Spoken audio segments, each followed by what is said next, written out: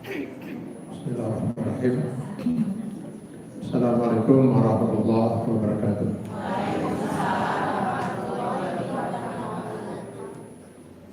Alhamdulillah wa syukurillah wa salatu wassalamu ala Rasulillah Muhammad ibn Abdillah wa la hawla wa la quwwata illa billah.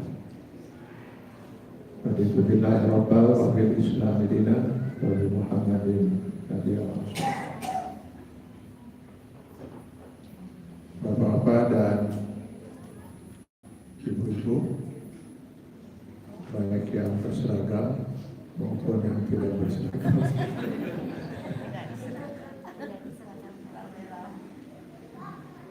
baik yang di kelas ekonomi maupun yang di kelas VIP.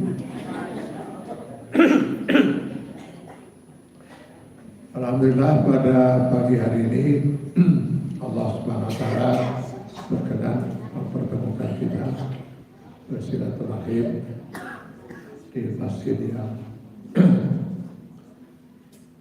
insya Allah diberkahi dan diridhai Allah Subhanahu wa taala. Sudah sangat lama sekali saya tidak ke Nurul Jamil ini. Ada sekitar 40 tahun.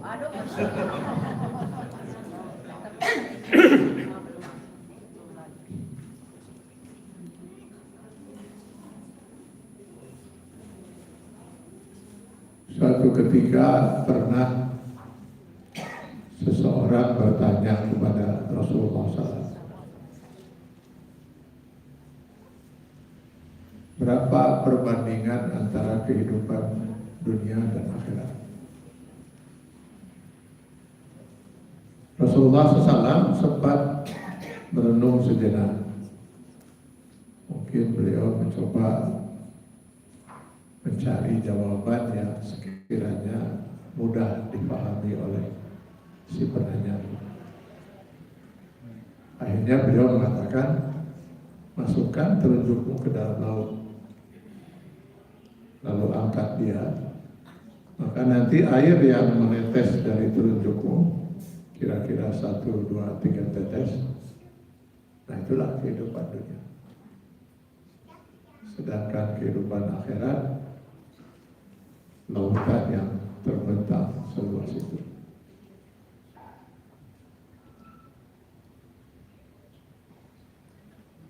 Ketika dulu hadis ini disampaikan oleh almarhum ayah saya pada kami anak-anaknya, ketika saya dulu masih kecil.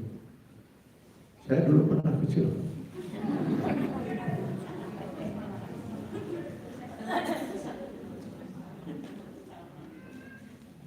Saya sempat bingung dengan penjelasan ini. Masa kehidupan dunia yang selama ini gitu hanya setetes air di lautan. Padahal guru saya mengajarkan bahwa bumi ini 3/5-nya adalah lautan,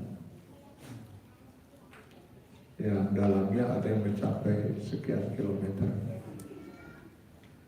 Lalu apa arti setetes air?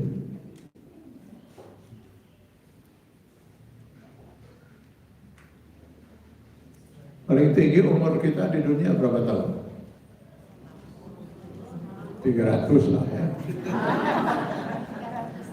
Yang paling tinggi 200 lah. 50.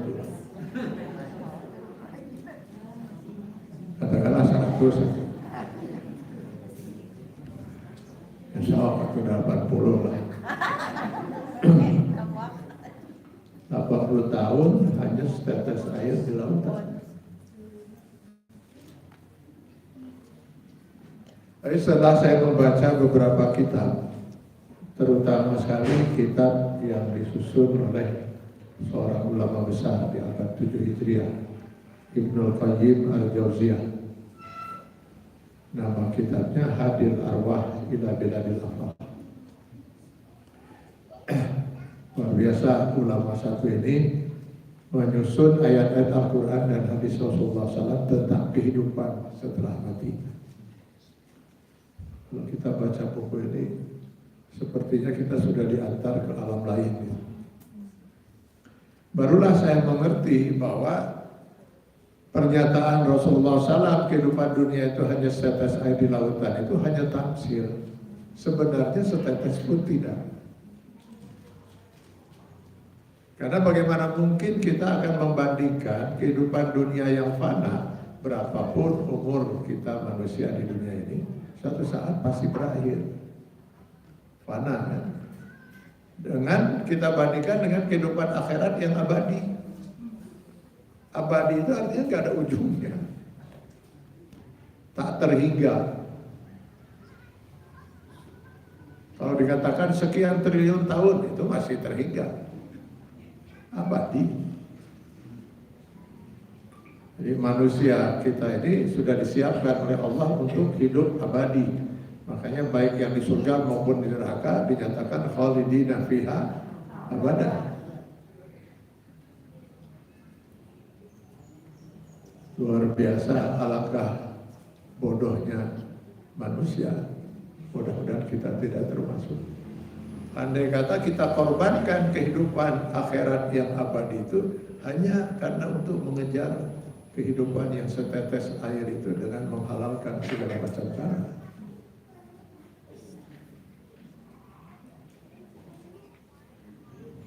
Setelah kehidupan kita di alam dunia ini, kita akan melanjutkan kehidupan di alam barzakh. Orang tua kita sekarang sedang menjalani kehidupan di alam itu. Mudah-mudahan mereka menikmati kehidupan di sana. Sampai kapan di alam barzakh? Sampai kiamat. Setelah kiamat, kita akan memasuki lagi satu alam lagi, alam mahsyar. Berapa lama di alam mahsyar? Wallahu a'lam.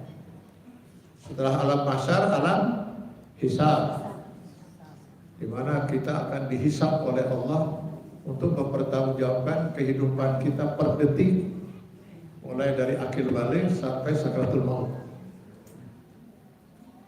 Setelah dihisab, barulah kita masuk ke alam mizan. Dari alam mizan ke alam sirat. Panjang perjalanan. Dari alam sirat itulah baru manusia terpisah. Sebagian menikmati surga dan kekal di dalamnya, sebagian kecil, hanya sedikit. Sebagian besar lagi umumnya akan merasakan azab dan kekal di neraka jahanam. Nauzubillah min dzalik. Wa zalana katsiran minal jinni wal ins. Al-A'raf 179. Jadi pada akhirnya manusia itu akan terbagi dua. Memang ada yang sempat mampir dulu di neraka itu baru masuk surga. Jadi pada akhirnya nanti manusia akan terbagi dua. Sebagian kecil akan menikmati surga dan kekal selama-lamanya. Sebagian besar dari manusia dan jin akan masuk neraka dan kekal selama-lamanya. Bapak Ibu rencananya mau masuk mana? Ya? Sampai aku kena ditaruh sini. Pasti jawabannya tidak. Kalau neraka, ya Allah, jangankan untuk merasakan. Baru saja kita membayangkan dengan membaca ayat-ayat Al-Quran, hadis tentang neraka. Allah, siapa manusia yang tahan?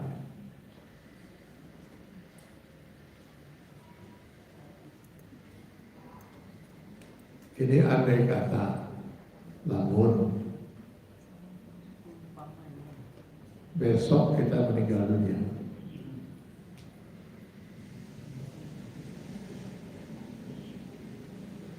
Jangan besok lah. Andai kata besok-besok.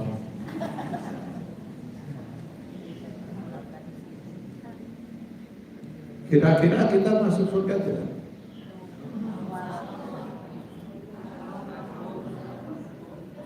Kira-kira.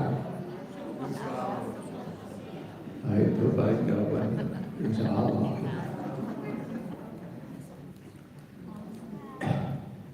Nah, pada hari ini kita mencoba mencari jawaban itu. Mudah-mudahan insya Allah ada yakin gitu.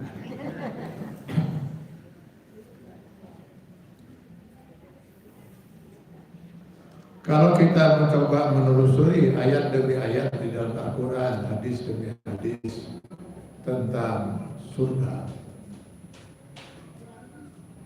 Sementara ini kalau saya simpulkan ada tiga tiket atau kunci, apa istilahnya, sesuatu yang harus kita miliki untuk memasuki surga Allah SWT. Bagian ulama mengistilahkannya dengan miftah jannah, kunci surga.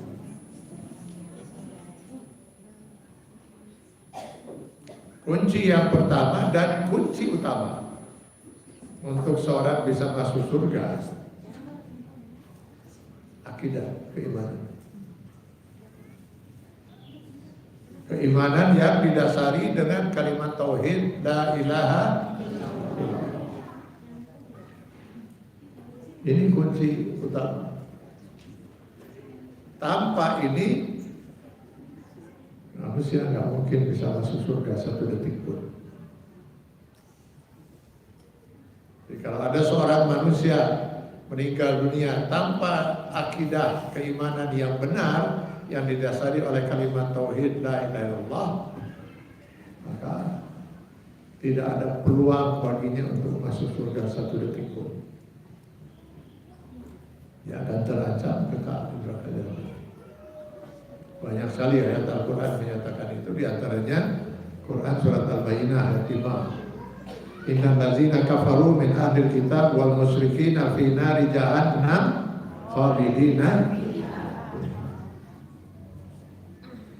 Innalladzina kafaru, sesungguhnya orang kafir, apapun bentuk kafirnya, min ahlil kitab, apakah dia dari ahli kitab, Yahudi atau Nasrani, wal musyrikin, atau kafir pada umumnya, mati dia dalam kondisi kafir, maka kekallah dia di neraka selama-lamanya.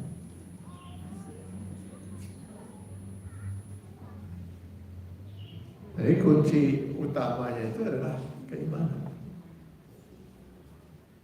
Maka ini yang harus kita perjuangkan, harus kita pertahankan. Jangan sampai kita lepas kunci ini atau tiket ini dari tangan kita. Nah, pertanyaannya sekarang, apakah kita termasuk orang yang beriman?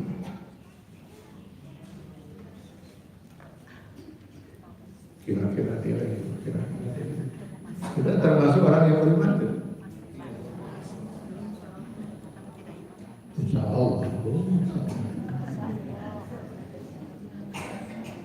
Kenapa ini harus kita pertanyakan? Masa dipertanyakan pada Bapak Ibu yang saleh seperti ini?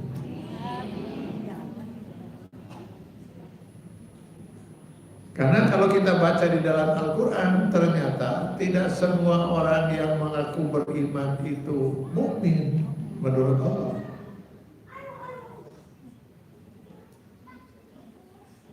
Ada rasa masa beriman. Cuman apakah benar menurut Allah kita ini termasuk orang mukmin? Kenapa? Karena nanti kalau kita baca di dalam Al-Quran, silakan Ibu renungkan lagi di rumah, Quran surat Al-Hujurat ayat 14 dan 15. Al-Hujurat itu Quran surat ke-49. Di ayat 14 Quran surat Al-Hujurat itu Allah menceritakan pada kita tentang sekelompok orang-orang Arab Badui. Al-Quran mengistilahkannya dengan Al-A'rab. Orang-orang Arab Badui itu Arab-Arab pegunungan. biasanya kehidupan mereka sehari-hari itu beternak padang pasir.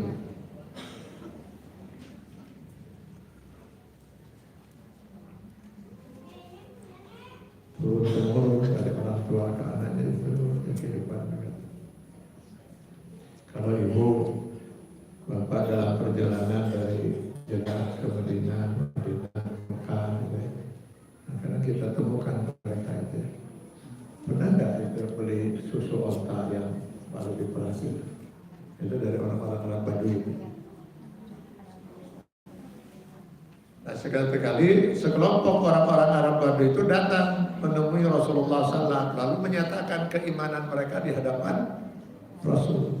Qalatil Arabu amanna, berkata orang-orang Arab Baduy itu, kami telah beriman. Rasulullah SAW sudah siap menerima keimanan mereka. Walaupun beliau itu Rasul Allah, tetap saja beliau tidak bisa mengetahui hati manusia. Sementara yang diucapkan oleh seseorang itu belum tentu sesuai dengan hatinya. Karena yang maha mengetahui hati manusia hanya Allah, ya'lamu ma fil qulub. Ibu sudah berapa tahun, maaf Bu? Sudah berapa tahun berumah tangga?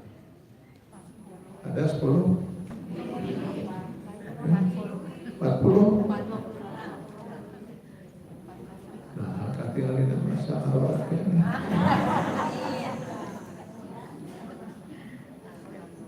40 tahun berumah tangga, hidup bersama suami selama 40 tahun. Pertanyaan saya, sudah mengenal hati suami? 40 tahun,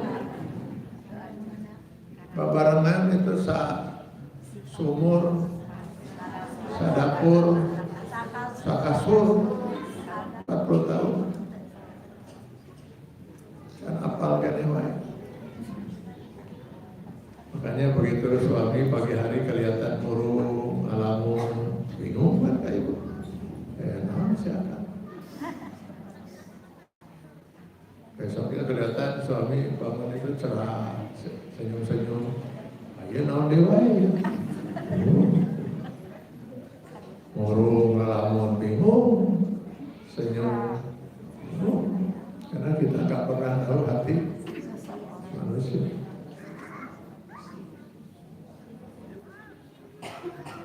Makanya yang paling sulit dihadapi oleh kita itu orang-orang munafik. Jadi kalau ibu perhatikan di dalam Al-Quran, di awal Al-Baqarah itu Allah menceritakan tentang kriteria orang mukmin hanya 3 ayat. Lalu orang kafir hanya 2 ayat. Tapi orang munafik sampai 13 ayat. Kenapa? Susah ya. Karena apa yang diucapkan oleh orang itu berbeda dengan hatinya.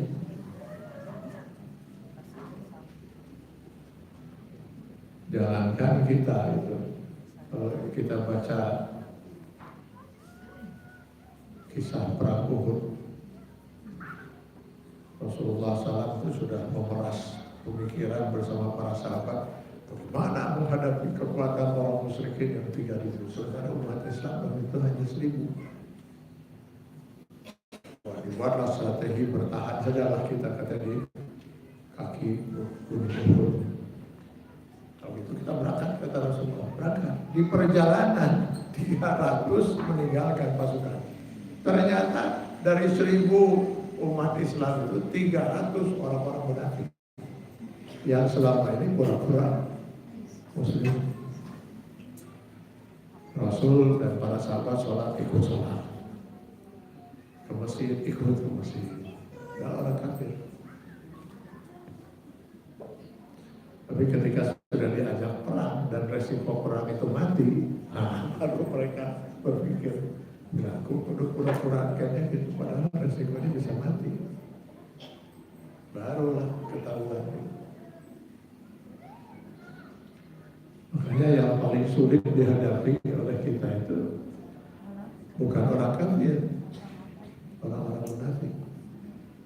mereka yang berbaju Islam padahal berjiwa kafir.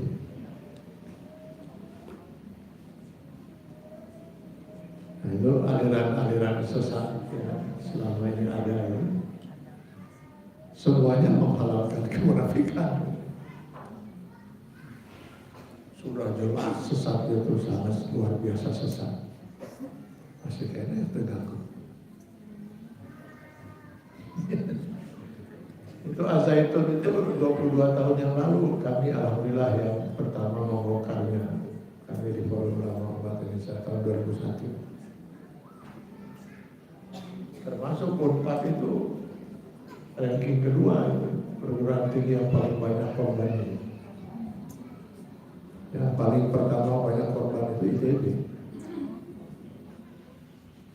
Sehingga mungkin ibu bapak pernah membaca koran PR dulu itu 22 tahun yang lalu ada 200 orang tua ngadu ke Polda Jawa Barat karena anak-anak mereka didemo oleh ITB karena sudah tidak pernah kuliah, uang SPP dibayarkan ke NI.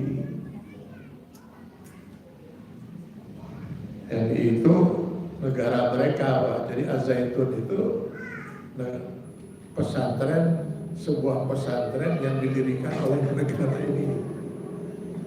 Ya, memang perlu penjelasan yang ini ya. Kenapa? Orang bingung. Nah, yang pesantren mengajarkan ajaran sesat.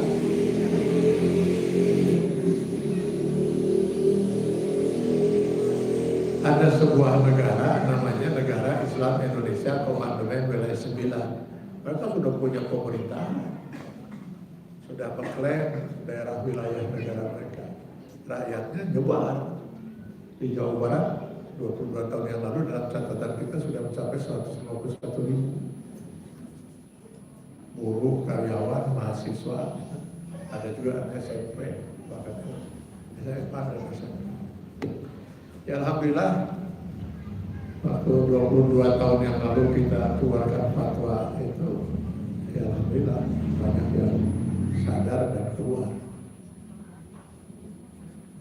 Cuman yang gak bisa kita sentuh ya pesantren ini. Karena kita tak punya wewenang untuk itu sampai masuknya. Harusnya pemerintah. Dan nanti lain kali kita bicara ini karena tema kita.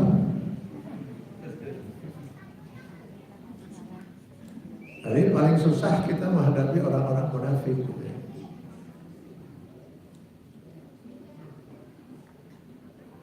Dulu saya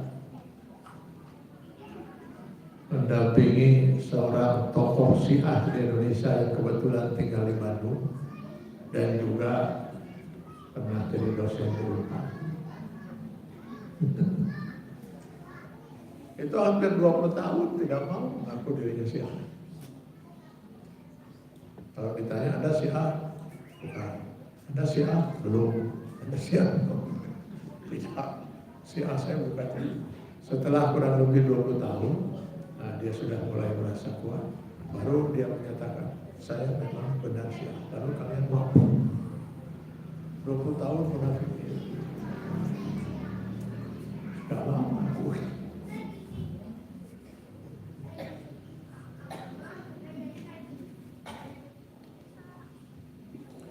Nanti ada lagi yang sama aliran sesat yang menganggap kita ini bukan hanya kafir, bahkan keringat kita saja najis.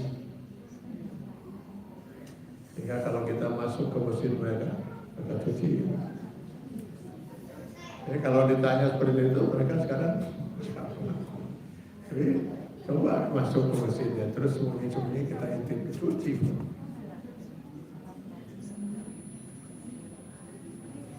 Masih mending seekor anjing daripada kita. Karena kalau anjing itu yang najis cuma air liurnya. Ini kita semua keringat kita ini semua najis cuma ada.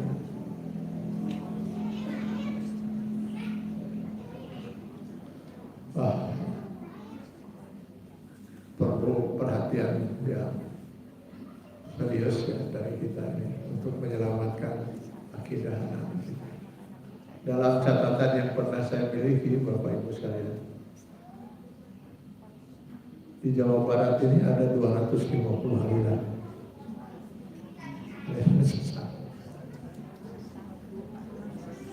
Belum hal Jawa Barat urusan aliran sesat. Kembali kita pada bahasan kita. Jadi Rasulullah sudah siap menerima keimanan mereka, orang-orang Arab Badui itu. Allah yang langsung mengingatkan mereka lewat Rasulullah SAW. Kul, katakan Muhammad, sampaikan pada mereka. Lam tu'minu, kalian belum beriman. Walakin qulu aslamna. Tapi kata-kata bahwa kalian telah Islam. Kenapa? Walamma yadkhulul iman fi qulubikum, karena keimanan belum lagi masuk ke dalam diri kalian. Apa artinya ini? Artinya tidak setiap orang yang mengaku beriman itu mukmin menurut Allah. Jadi wajarlah kalau tadi saya bertanya, apakah kita ini orang yang beriman menurut Allah? Ada rasaan mah 3 nama mungkin. Apakah benar kita ini mukmin menurut Allah? Ini urusan tiket ini. Tanpa ini, alhamdulillah kalau kita meninggal dunia tanpa memiliki tiket yang ini, jangan ada harapan, tidak ada harapan untuk bisa masuk surga 1 detik pun.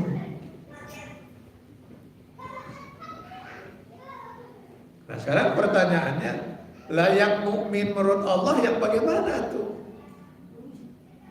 Kalau tidak setiap orang yang mengaku beriman itu mukmin menurut Allah, lalu yang menurut Allah itu mukmin itu kumaha? Supaya kita bisa mengukur diri kita ini mukmin atau tidak menurut Allah. Jawabannya ada langsung di ayat 15, ayat berikutnya. Innamal mu'minuna allazina amanu billah wa rasulihi summa lam yartabu wa jahadu bi amwalihim wa anfusihim fi sabilillah ulaika humus shadiqun. Ayat ini diawali kata innama. Innama itu dalam bahasa Arab disebut adatul has. Tadi saya sudah diberi informasi oleh Pak DKM bahwa alhamdulillah jemaah di sini semuanya menguasai bahasa Arab dengan baik.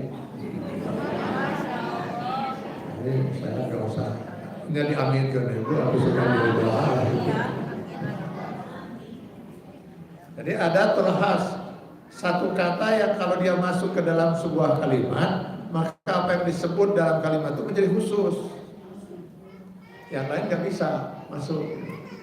Mungkin kalau kita terjemahkan ke dalam bahasa kita, semata-mata hanyalah. Maka karena dia masuk ke dalam kata al-mu'minun, innamal mu'minun, al-mu'minun orang-orang mukmin. Jadi harusnya kita terjemahkan sesungguhnya orang-orang mukmin ini hanyalah semata-mata anu kieu yang mau dijelaskan oleh Allah dalam ayat itu. Mafhum mukhalafahnya, pengertian di balik itu, lamun teu kieu lain mukmin. Yang mukmin mah hanya yang begini. Berarti lamun teu kieu lain mukmin. Lah yang mukmin itu yang bagaimana? Allazina amanu billah, mereka yang beriman kepada Allah, wa rasulihi, dan beriman kepada Rasulnya. Beriman kepada Allah berarti beriman pada 6.666 ayat Al-Quran firman Allah. Beriman pada Rasul berarti beriman kepada semua hadis yang disepakati oleh para ulama bahwa betul itu hadis bersumber dari Rasulullah SAW. Karena mungkin ada juga hadis yang diperdebatkan, ini hadis atau bukan gitu, dhaif atau sahih gitu. Ini yang kita bicarakan yang sudah disepakati sahih, apalagi kalau mutawatir tingkatnya. Summa lam yartabu, lalu dia tidak ada keraguan sedikit pun. Khusus untuk Al-Quran di awal Al-Baqarah Allah menyatakan zalikal kitabul la apalah di awal-awal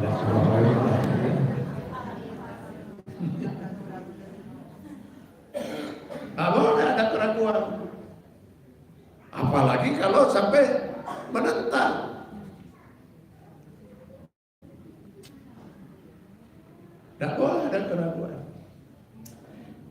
ajaran Islam, yakini ajaran Islam itu sepenuhnya Al-Quran dan hadis itu, atau tidak sama sekali.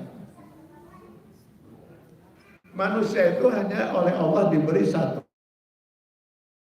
Silakan Bapak Ibu baca Quran surat Al-Kahfi ayat 29. Wa qulil haqqu min rabbikum faman syaa'a falyu'min wa man syaa'a falyakfur. Pilihannya hanya satu di antara dua, mukmin atau kafir. Sehingga manusia itu hanya terbagi dua akhirnya. Kalau tidak mungkin kafir, lamun tak kafir mukmin. Tidak ada dalam kamus keimanan itu istilah rada kafir. Alhamdulillahnya saya tak keserada mukmin seperti lebarnya saya tak kenal rada kafir. Nggak ada. Karena nanti seperti saya katakan di awal tadi, Allah itu hanya menyediakan dua tempat di akhirat itu, surga dan surga untuk orang mukmin, kekalnya orang mukmin, neraka untuk kekalnya orang. Terus rada kafir, rada mukmin di mana?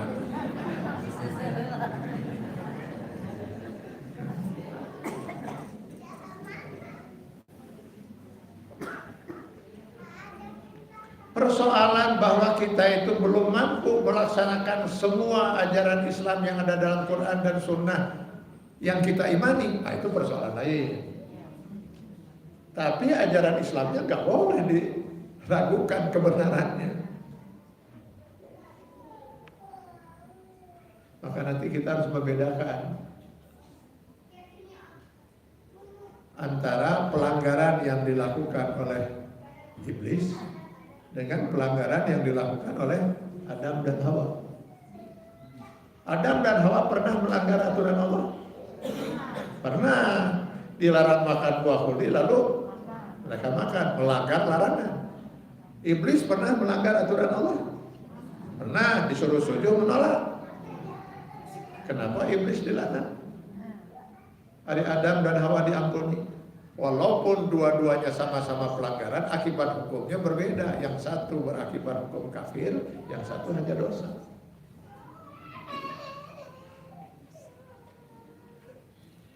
Ibu kenal iblis tidak?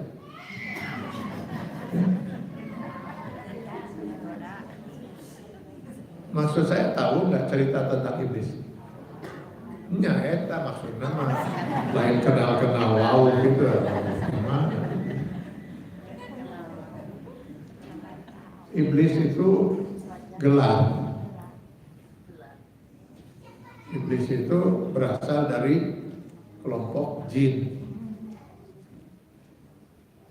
Ada orang berpendapat bahwa iblis itu berasal dari malaikat. Oh, ini keliru usaha. Pertama kita lihat di Quran surat Al-Kahfi ayat 50. Tegas sekali Allah menyatakan, kana minal jin. Iblis itu berasal dari kelompok jin. Fafasaqa an amri rabbih.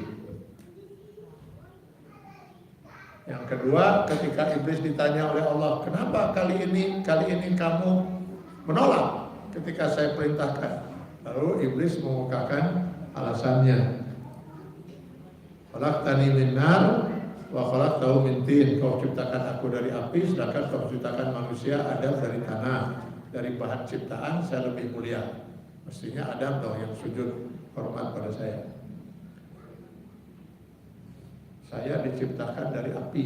Yang diciptakan dari api? Jin. Kalau malaikat diciptakan dari cahaya.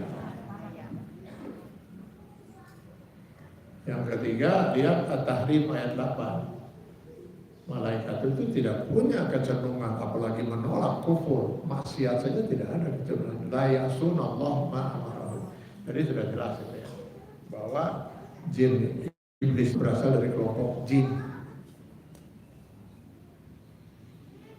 Jin itu makhluk yang diciptakan lebih dulu dari kita manusia.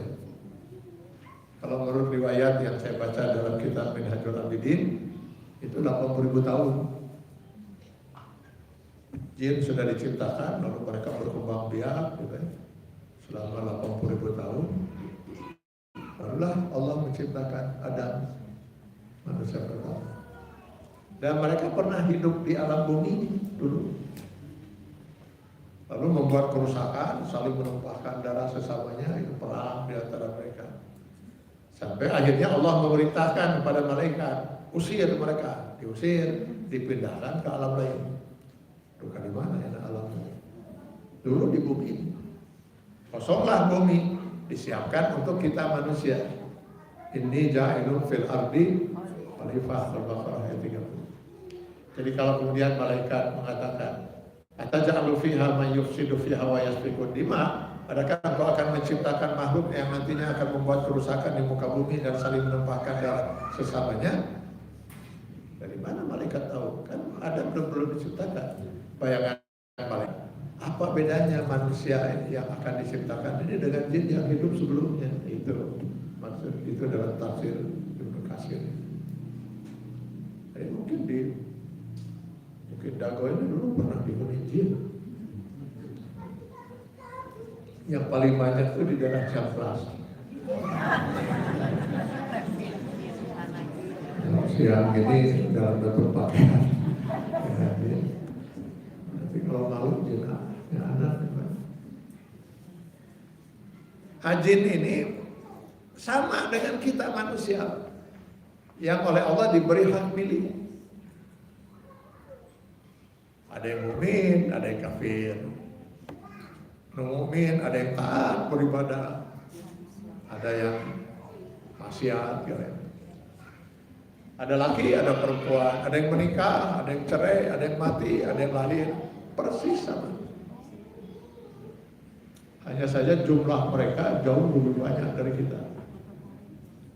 Kalau kita sekarang nih yang hidup 7 miliar, oh mereka nggak tahu berapa puluh miliar. Kenapa lebih banyak? Mereka hidup 80.000 tahun sebelum kita.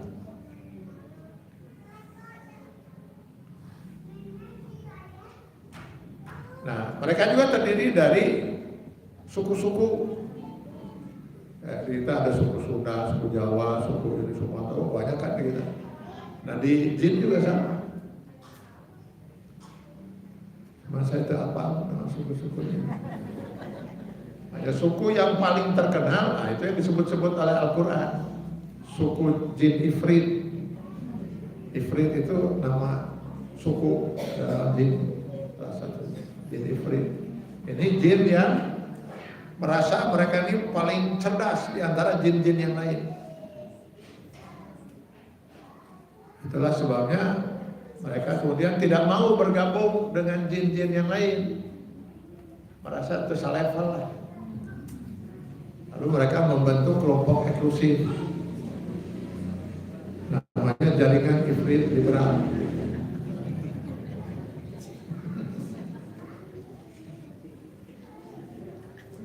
Nanti setelah dilaknat jadi namanya jaringan iblis liberal.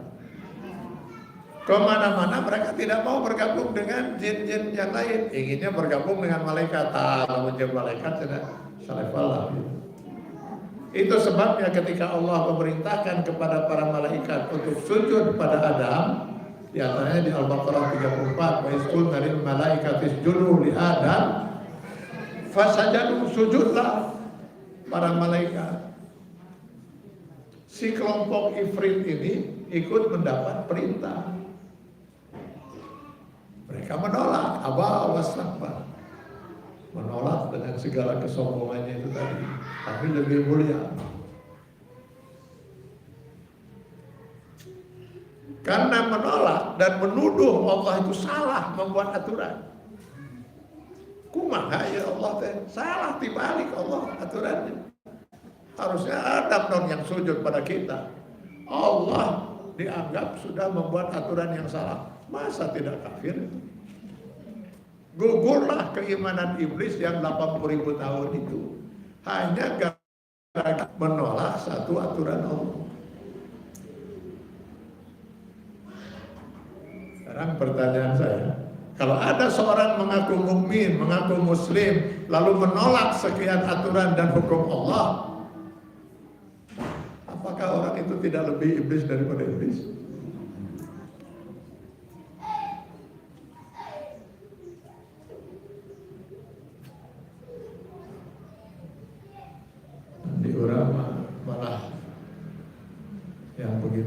tidak sedikit di antara mereka yang malah disebut cendekiawan muslim.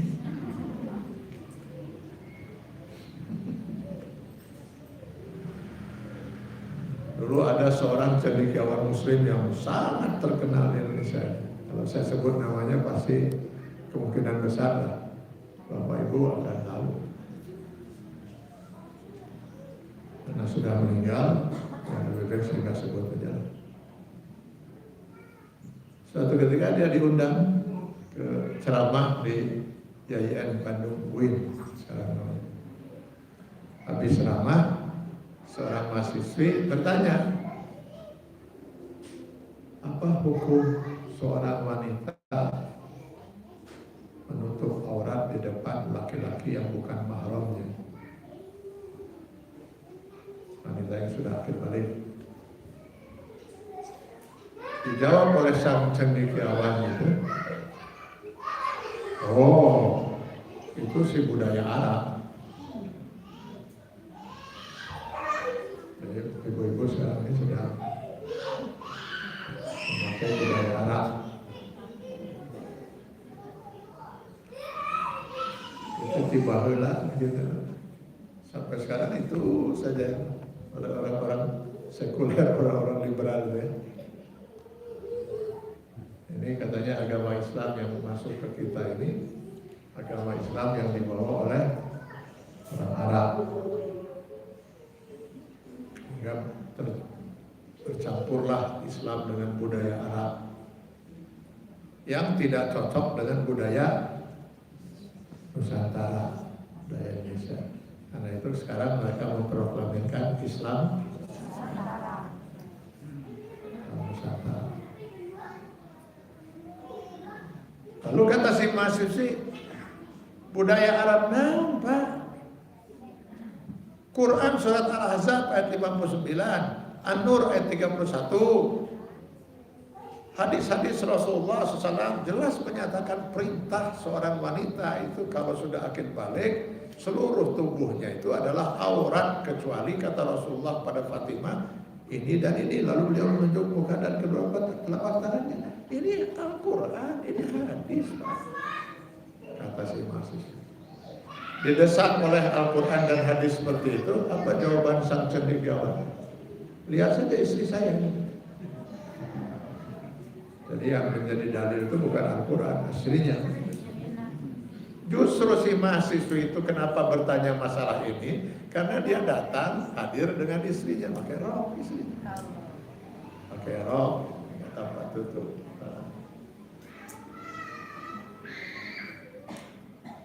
Di Rahman kita malah disebut cendekiawan. Yang bersangkutan punya seorang anak perempuan tinggal di Amerika. Suatu ketika dia ingin menikahkan putrinya itu yang di Amerika itu di Islamic Center Amerika. Pihak Islamic Center menolak, kami tidak izinkan. Pernikahan apa ini? Lo putrinya mau dinikahkan dengan seorang pria Yahudi. Bukan Yahudi masuk Islam, Yahudi. Al-Baqarah ayat 221 jelas sekali menyatakan bahwa seorang wanita muslimah haram menikah kecuali dengan laki-laki muslim. Mereka menolak. Si cendekiawan itu tetap ngotot. Islamic Center tetap ngotot juga menolak. Akhirnya ya tetap dia nikahkan dan dia menjadi wali dalam pernikahan itu di apartemen putri. Saya nggak tahu apa yang sedang terjadi dengan sang cendekiawan ini sekarang di alam barzakh. Ketika Allah meminta pertanggungjawaban itu ya, kok bisa-bisanya Anda mengantarkan putri Anda untuk berzina seumur hidup? Kan zina itu seumur hidup kan? Nah, di Rahman kita disebut cendekiawan.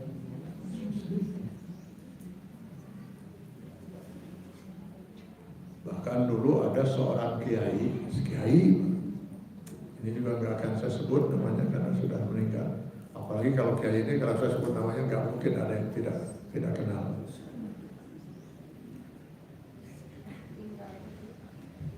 Di Masjid Al-Fajar dulu saya pernah membahas dosa-dosa Kiai ini 2 jam.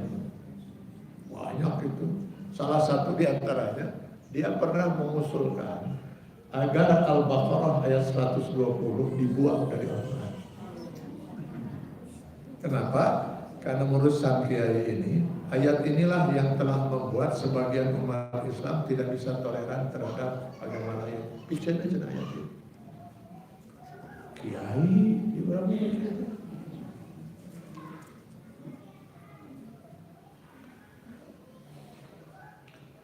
Makanya dalam dugaan saya ya, kemungkinan iblis yang asli itu paling bingung di Indonesia. Dia iblisnya itu kumaha bisa kieu. Hari saya cek iblis beriman selama 80.000 tahun. Dan saya yakin keimanan iblis terhadap zat Allah. Bapak Ibu beriman gak bahwa itu ahad? Allah itu somad, lam yalid walam yulad walam yakul lahu kufuwan ahad. Yakin? Yakin. Pernah melihat Allah tidak punya anak? Ningali itu tak Allah terbuka-buka. Ibu pernah berdialog dengan Allah? Ngobrol dengan Allah gitu pernah?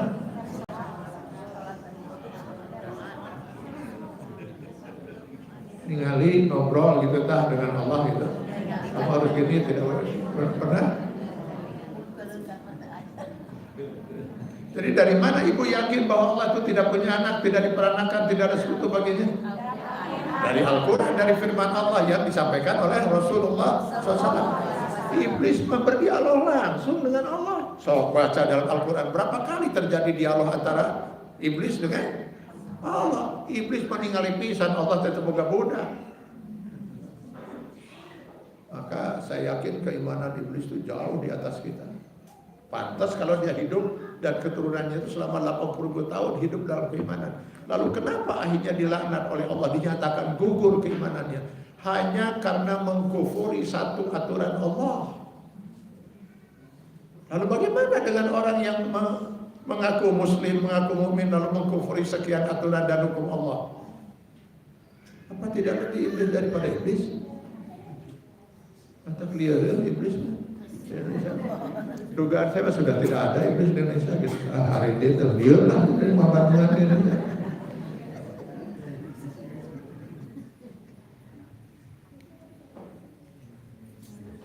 Ini saya bicara soal tiket utama, Bu. Ini harus kita jaga.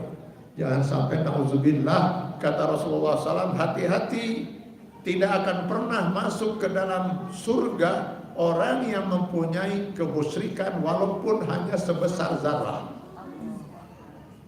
Zarah itu apa? Atom, sesuatu yang tidak bisa dilihat oleh mata telanjang, harus pakai kaca pembesar itu. Ada seorang mempunyai nilai kemusyrikan, kekufuran sekecil itu, jangan harap masuk surga 1 detik pun. Allah tidak bisa menerima kalau dirinya disekutukan sekecil apapun. Hati-hati dengan ini. Ibu, bapak membawa dosa sebesar apapun masih punya peluang masuk surga. Pasti, bukan masih punya peluang, pasti masuk surga selama tiket ini utuh. Paling namun dosanya luar biasa, mampirlah paling di neraka. Tapi pasti masuk surga kalau tiket ini utuh. Maka kenapa saya ingin menekankan masalah yang satu ini? Jangan pernah ada kekufuran, kemusyrikan sekecil apapun. Soal kita belum mampu melawan hawa nafsu sehingga banyak berbuat dosa, Allah Maha Pengampun. Jadi kalau orang mati dalam kekufuran tidak ada ampunan. Kalau dia minta ampun sebelum mati, masih Allah buka. Tapi kalau mati dalam kekafiran, kemusyrikan, silakan baca An-Nisa 48, tidak ada ampunan. Innallaha la yaghfiru an yushraka bihi wa yaghfiru ma duna dzalika liman yasha.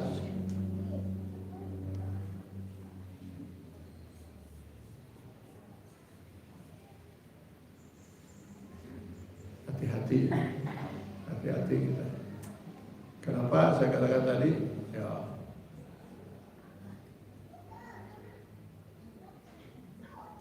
sudah bukan sekali 2 kali saya kedatangan bapak-bapak dan ibu-ibu. Terakhir itu ada 5 orang kalau nggak salah. Pabrik itu 5-an. 2 laki-laki, 3 perempuan, ibu-ibu. Saya tanya, apa yang bisa saya bantu Bapak Ibu? Kami mau minta fatwa tentang waris. Oh, makasih. Ya, ceritalah mereka bahwa sudah meninggal ayah mereka, ibu mereka masih hidup, dan anaknya 5 mereka itu. Kumaha berbagi warisnya.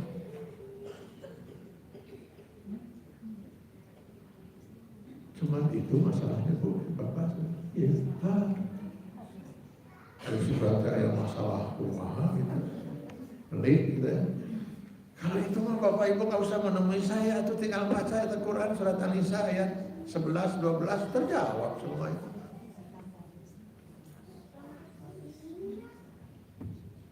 Saudara kandung dari almarhum terhalang karena ada anak laki-laki kan dari almarhum. Berarti ahli waris itu kalau tidak ada orang tua dari almarhum, ahli waris cuma istri dan anak-anak. Istri berapa? Berapa? Berdelapan kan sebenarnya. Berdelapan. Kalau almarhum punya anak, kalau tidak punya anak, istri seperempat.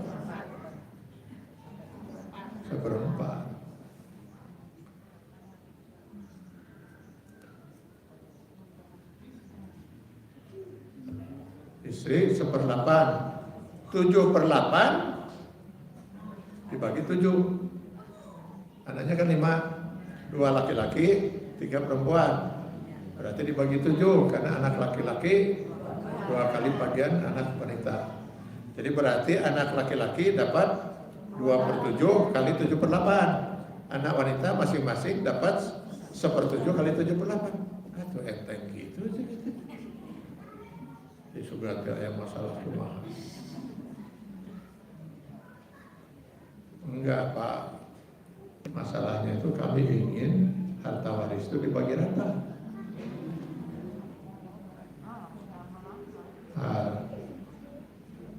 Bapak Ibu ini menemui saya menanyakan hukum Islam atau hukum naon? Kalau hukum Islam itu ayat Al-Quran. Kalau mau dibagi rata atau dibagi naon yang berbeda aja, itu bukan aturan Islam. Setelah saya desak-desak dengan ayat Quran itu, barulah salah seorang ibu itu mengeluarkan selembar kertas dari tasnya. Masalahnya begini Pak, sebelum almarhum meninggal dunia, almarhum sudah menulis wasiat. Di atas meterai ada saksi bahwa nanti kalau saya meninggal dunia, hendaknya harta waris dibagi rata antara anak laki-laki dan perempuan. Ini kan amanah dari orang tua. Kalau kita tidak memenuhi amanah orang tua kan durhaka.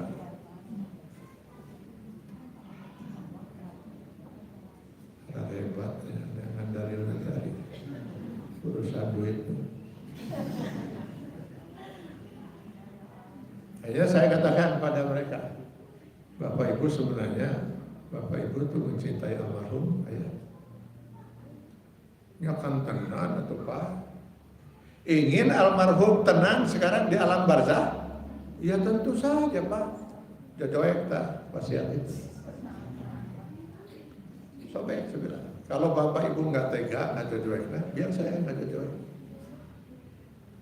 Begitu Ibu Bapak laksanakan hukum waris bertentangan dengan hukum Islam karena wasiat orang tua. Saya nggak kebayang di alam barzah itu orang almarhum diperokok mereka. Berani-beraninya kamu membuat wasiat yang bertentangan dengan hukum Allah. Allah membuat aturan, kamu buat aturan juga. Masih kena ngaharulang hari tete. Akhirnya saya katakan begini, Andai kata ternyata wasiat almarhum itu ada dua.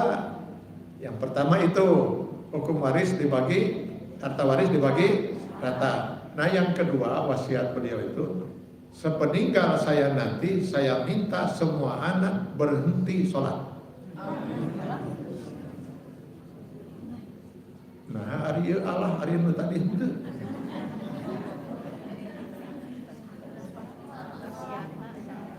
akan dilaksanakan. Ini wasiat orang tua, durhaka kepada orang tua kalau tidak dilaksanakan. Hah? Oh nggak bisa diikuti karena ini bertentangan dengan hukum Allah. Allah kan mewajibkan sholat. Jadi nggak mau dilaksanakan tidak? Tidak. Hari eta wasiat tidak bertentangan dengan hukum Allah. Nah, itu bedanya naon? Guys, aya urusan duit para wek nanti.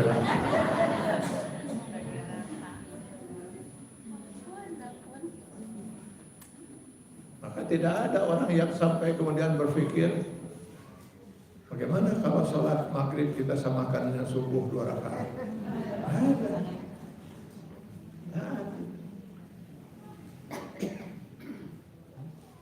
Bawa persoalan kemudian gitu kan. Ayo kita bagi sesuai dengan hukum Islam. Kalau laki-laki dapat 2 bagian, wanita dapat 1 bagian. Uang belum diterima nih, baru disepakati saja. Lalu kita bagi, setuju? Setuju. Ya karena kita muslim kita harus setuju. Lalu yang kedua, kata si anak laki-laki, karena saya tahu adik-adik saya yang perempuan masih banyak membutuhkan harta, sementara kami yang laki-laki ini alhamdulillah sudah berlebihan malah gitu. Maka kami sepakat kita bagi rata aja. Silakan. Silakan, itu artinya keikhlasan dari si ahli waris. Jangankan dibagi rata. Saya serahkan semua hak saya kepada adik-adik saya perempuan. Mangga. Jangan diserahkan pada adiknya, serahkan ke saya kita naon. Jangan pernah kita melangkahi hukum Allah, apalagi menuduh hukum Allah itu tidak adil. Beda dengan iblis naon. Bapak Ibu saya harus tegas dalam ini ya, karena ini masalah akidah, ini masalah tiket kita Pak. Yang namanya akidah itu hitam putih, nggak ada abu-abu. Ini sayangnya banyak orang yang berpendapat seperti ini, bahkan dulu Menteri Agama Munawir Sadzali pernah ingin merubah ini kan Pak, mau diundang-undangkan menjadi sama rata itu dengan ide reaktualisasi ajaran Islam. Masih ingat Bapak Ibu? Dan saya sempat membuat tulisan itu 25 halaman untuk yang bersangkutan itu, Pak Munawir itu, dan saya yakin tulisan saya sampai ya. Karena waktu itu disampaikan langsung ke tangan yang bersangkutan oleh almarhum Profesor Sadali. Gitu. Ya, alhamdulillah ya, nggak jadi rencana aneh itu. Sayangnya banyak orang berpendapat seperti ini itu tanpa didasari oleh pemahaman yang benar. Sebenarnya pembagian harta waris laki-laki dan wanita 2:1 itu lebih besar mana? Lebih besar siapa? Laki-laki. Perempuan. So sekarang kita hitung kan? Karena ada suami istri punya anak 2, laki-laki dan perempuan. Ini suami istri, salah seorang meninggal. Yang mana nih?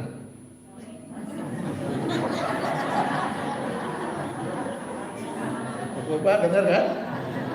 Ini hampir di setiap pengajian Pak ya Pak.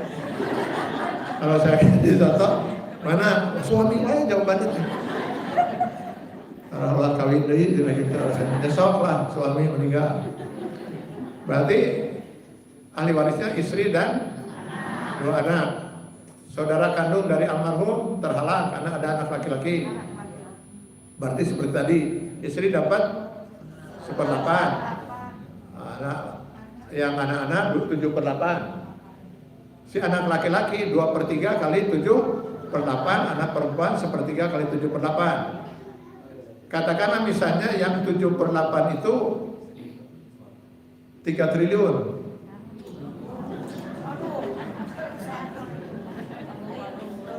Nyata nana di budaya macuan para ibu. Kemudian orang teh ke alaman manual atau contoh-contoh atau hanya contoh yang dituani. Ya, oh perlu saya tambah 30 triliun. So, sudah saya hitung nanti lah. Katakanlah 300 juta. Anak laki-laki dapat 200 juta, anak perempuan dapat 100 juta.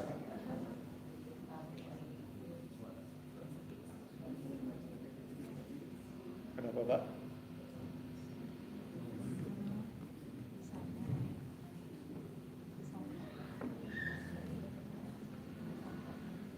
Tadi saudara anak laki-laki 200 juta, anak perempuan 100. Sekarang anak laki-laki dapat 200 juta, menikah.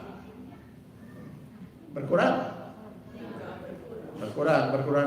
mahar. Mahar dalam Islam, calon suami yang harus memberikan mahar kepada istri. Tidak ada istri memberi mahar pada suami. Kurangan 200. Kurangan deui naon? Nafkah. Dalam Islam laki-laki suami yang harus memberi nafkah pada istri. Tidak ada istri punya kewajiban memberi nafkah pada suami. Beata 200. Nafkah itu apa saja? Rumah, tempat tinggal harus dia sediakan oleh suami. Kehidupan sehari-hari, biaya sekolah anak, semua itu tanggung jawab suami. 200 juta teh beak, mana kudu digawe deui dengan nafkah untuk menafkahi istrinya yang kebetulan istrinya itu seorang wanita.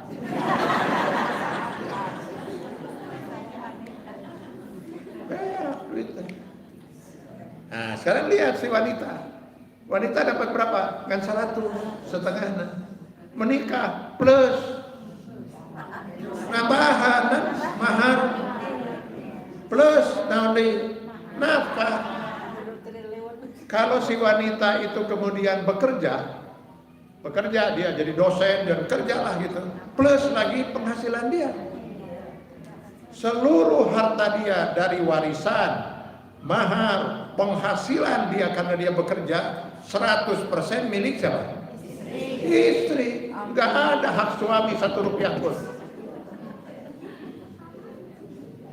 Lain murangan, ada nambahan. Sementara harta suami milik siapa? Ulah gitu-gitu. Akhirnya harta istri milik istri, harta suami milik istri. Ulah gitu-gitu. Harta istri sepenuhnya milik istri. Harta suami ada hak istri, ada hak anak-anak. Jadi tidak semua yang harta suami itu juga milik istri. Mana nanti istri mewarisi harta suami. Yang menjadi hak istri itu yang diberikan oleh suami. Maka ada pernah seorang ibu bertanya pada saya, Pak, saya sudah dapat nafkah dari suami. Cukup, bahkan yang jajan-jajan lagi cukup. Beda saya hawa nafsu. Yang beli iya, yang beli itu. Rek minta deui asa arera kagok. Akhirnya sok iseme kota tidak dompet sabar. Boleh tidak?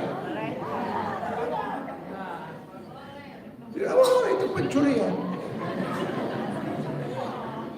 Yang menjadi hak istri itu yang diberikan. Ada can diberikan banyak hak suami. Ya tapi kan saya katanya ngambilnya setelah saya minta izin dulu. Ya harus minta izin banyak boleh tuh. Cuman saya minta izinnya tuh nunggu suami masuk dulu ke kamar mandi. Masuk ke kamar cai geus kadenge salat cai berarti geus mandi ta. Baru saya jajarokan di luar. Kang, naon eta duit dina dompet gunakannya? Kumaha? Duit dina dompet gunakannya? Nyesok lah itu. Oh, buru-buru eta. Nah, itu mah bukan pencurian, penipuan.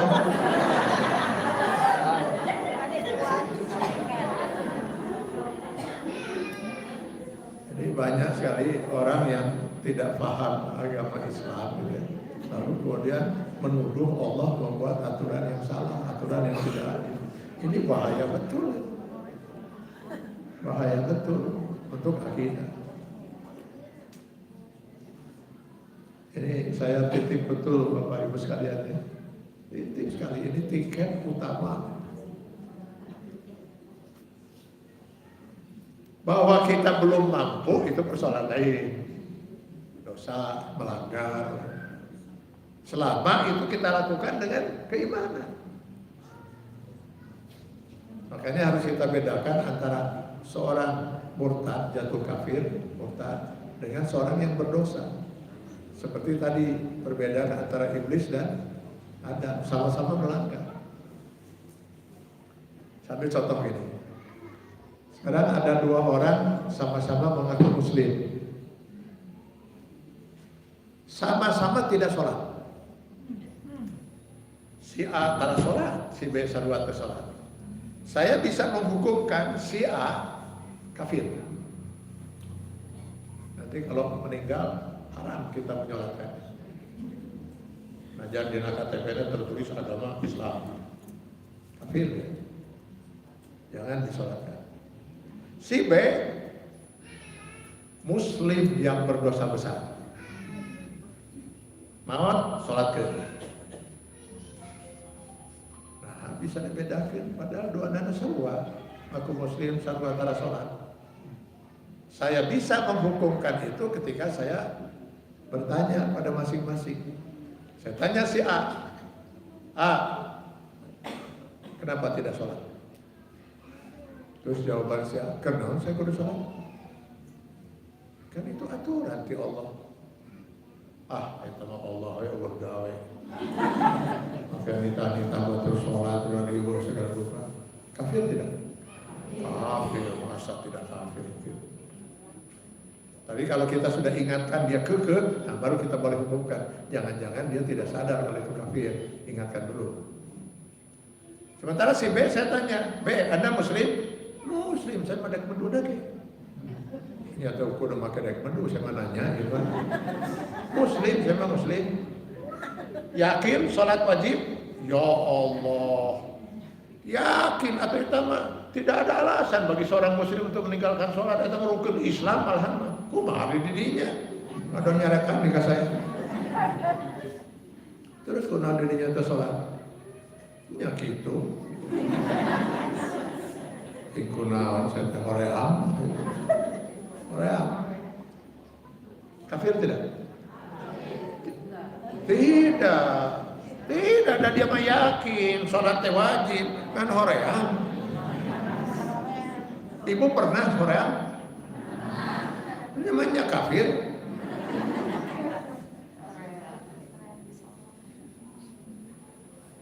Jadi harus mau sholat ke?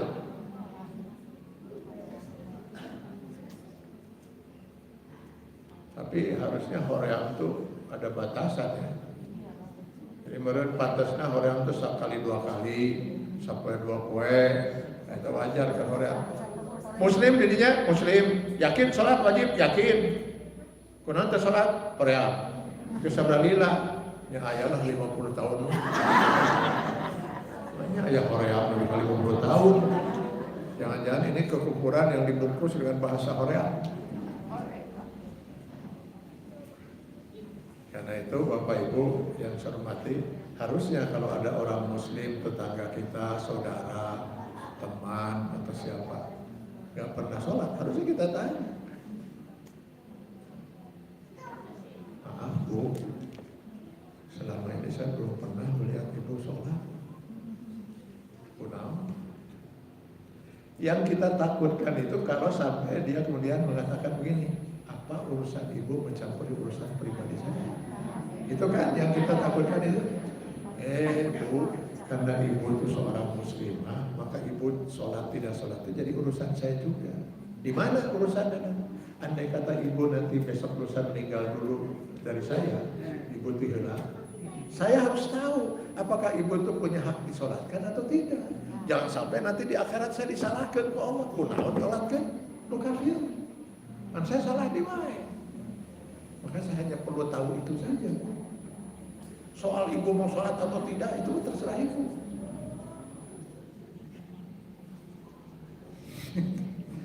Kita kuno jadi ngaharulang kieu. Sabab aya kajantan itu ada. Biasa ka abi eta.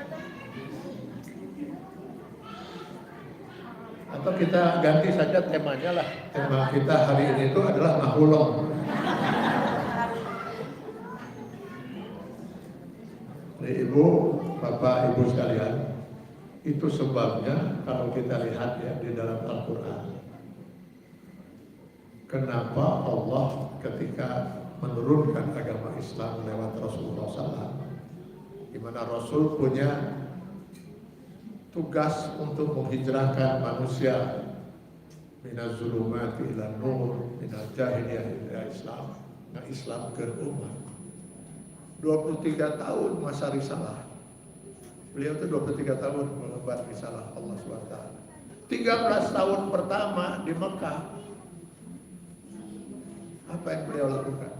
Hanya mengimankan manusia untuk punya tiket yang satu inilah. Gak ada perintah sholat, saum, haji dan sebagainya. Ya kecuali sholat. Itu pun baru turun perintah itu 1,5 tahun sebelum Rasulullah hijrah ke Madinah. Jadi 13 tahun itu hanya mengajak manusia beriman. Ayo kita beriman, maka ciri-cirinya ya ayuhan nas, ayuhan nas, ayuhan nas taqullah, ya ayuhan nas ubudu rabbakumul ladzi khalaqakum, ya ayuhan nas qu anfusakum wa ahlikum nar. Baru setelah manusia itu semuanya beriman, nah, sudah betul-betul mukmin, nah, baru ya ayyuhallazina amanu dkhulu fis silmi kafah. Al-Baqarah 208. Baru ya ayyuhallazina amanu kutiba alaikumus syiyam, ya ayyuhallazina amanu qu anfusakum, ya ayyuhallazina amanu idza nudiya lis-shalat min yaumil, baru itu. 13 tahun itu hanya diajak manusia beriman. Maka orang yang beriman, dia tidak ada lagi peluang untuk bertanya mengapa terhadap aturan dan hukum Allah. Makanya walaupun ilmu Islam saya tuh gak banyak, Bu. Saya puluhan tahun belajar Islam, tapi perasaan ilmu itu gak sakit gitu. Tapi saya siap lah untuk menjawab pertanyaan Ibu dan Bapak. So, nanya-nanya. Misalnya Ibu bertanya pada saya, kenapa sholat yang diwajibkan itu 5 waktu? Maka jawaban saya, aturan ada cek Allah gitu. So, nah hari subuh 2 rakaat, maghrib 3, hari lohor, asar, isya 4, cek Allah gitu. Oh, Ibu nak narasana nih. Kenapa daging babi itu haram? Jawaban saya, daging babi itu haram karena dilarang oleh Allah. Titik. Oh, narasana nih. Kenapa daging babi itu haram? Kalau dalam daging babi itu terdapat cacing pita. Cek saha. Itu kata manusia akhir abad 18. Sampai awal abad 18 tidak ada seorang manusia pun yang tahu dalam daging babi itu dapat cacing pita. Baru ditemukan akhir abad 18. Apakah sampai awal abad 18 umat Islam makan daging babi? Betul. Dan kalau memang daging babi itu diharamkan karena cacing pita, kata penemu cacing pita dalam daging babi, rebus daging itu sampai 130 derajat Celcius. Jadi namun geus ngagola atap ke heula asina kaceleng-kacelengan daging. Sampai 130 derajat Celcius dijamin cacing pita itu pasti mati. Aman daging babi itu dari cacing pita. Apa dengan demikian daging babi jadi halal? Daging babi itu haram karena dilarang oleh Allah. Lihat hasil pembinaan Rasulullah SAW, para sahabat itu termasuk yang 10 sahabat mau masuk surga yang dijamin Rasul sudah. Umar bin Khattab.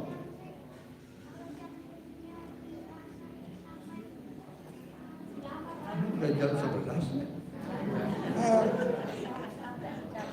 Umar bin Khattab, ini sedikit, masih bisa 5 menit lagi Bu ya. Umar bin Khattab. Ibu kenal Umar bin Khattab? Ya tahu dah. Ketika beliau sedang tawaf akan mencium Hajar Aswad, apa yang beliau lakukan? Berdiri dengan gagahnya beliau di depan Hajar Aswad, lalu ditunjuknya Hajar Aswad ini. 1 sambil dikatakan, hei Hajar Aswad, andai kata saya tidak melihat dengan mata saya sendiri bagaimana Rasulullah ketika sedang tawaf itu menciummu, wallahi demi Allah saya tidak akan pernah mau menciummu. Karena bagaimanapun kamu hanya sebuah batu, sampai kiamat kamu hanya sebuah batu. Jadi dicarakan dulu Hajar Aswad. Karena saya pernah melihat Rasulullah menciummu, sekarang kamu saya cium. Itu keimanan. Ya kalau dibawakan logika, untuk apa mencium Hajar Aswad? Ari Hajar Aswad tenang. Hajar naon hartosna? Batu, Aswad, hidung. Jadi Hajar Aswad batu.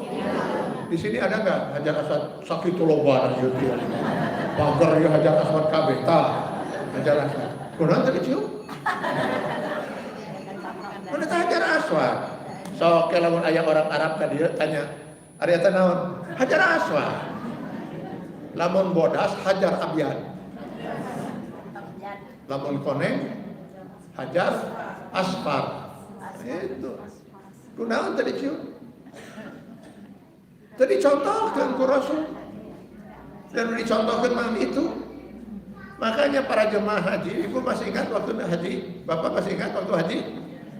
Ada Hajar Aswad di pojok Ka'bah itu yang kita berpahala sunnah, tapi dapat pahala, jelas karena sunnah, karena menciumnya. Nanti tanggal 10, 11, 12 Zulhijjah ada lagi batu di Mina. Wajib itu dapat pahalanya besar itu. Karena apa? Melemparnya. Jumratul Ula, Wusta, Jumratul Aqabah. Yang kita lempar apa? Batu. Pakai daun. Pakai batu. Terus bedanya batu yang kita lempar di Mina dengan batu yang kita cium di Mekah, naon? Nyata sarua batu. Jadi di mana letak ibadahnya? Perintah Allahnya. Ini disuruh dicium, ini disuruh dilempar. Bukan karena batunya sarua batu. Oh tidak, Hajar Aswad itu satu-satunya batu yang diturunkan oleh Allah dari surga. Katakanlah itu benar hadis itu. Saya belum pernah menelusuri. Katakan itu hadis sahih. Terus kunaon? Lamun eta batu di surga. Lain batu. Beda di surga lain batu. Ngan batu di surga. Lamun dia di mana? Buat di Ciliwung, buat di mana? Di mana batu ya? Bedana naon batu di surga jeung batu di Ciliwung? Sarua batu. Yang membedakan itu adalah perintahnya. Ini keimanan. Nah, waktu kita ya kita harus hentikan di sini ya. Tolong Bapak Ibu, saya pesan ini supaya saya juga bebas tanggung jawab saya di akhirat nanti itu. Pertahankan keimanan ini sampai akhir hayat kita. Kalau Bapak Ibu memegang akidah ini dengan kuat, tanpa ada satupun ayat Allah, hadis Rasul yang kita ragukan, pasti Ibu dan Bapak masuk surga. Pasti masuk surga. Insya Allah, insya Allah pasti. Cuman belum ada jaminan apakah kita bisa langsung masuk surga atau harus mampir dulu di neraka. Tapi untuk masuk surga pasti. Untuk bisa masuk surga tanpa harus mampir di neraka, kita butuh 2 tiket lagi. 2 tiket inilah yang diulang-ulang oleh Allah di dalam Al-Quran kalau sudah bicara surga. Innallaha ghafurur rahim wa kana Allahu ghafuran rahima. Yang lebih jelas lagi dalam Fussilat ayat 32, nuzulan min ghafurir rahim. Tiket yang kedua, ampunan Allah. Tiket ketiga, kasih sayang Allah. Jadi kalau kita punya tiket keimanan pasti masuk surga. Tapi belum menjamin kita bisa lolos dari neraka, mampir neraka. Untuk supaya bisa masuk surga tanpa mampir neraka, kita harus punya tiket kedua dan ketiga, ampunan dari Allah dan kasih sayang. Mudah-mudahan kalau Allah izinkan kita suatu saat ketemu lagi 40 tahun yang akan datang, kita bisa bahas itu tingkat kedua dan ketiga itu ya. Ya, mangga silakan Bu, kalau ada Bapak yang mungkin mau ditanyakan. Silakan. Mangga Bu, silakan. Guys, ada apa?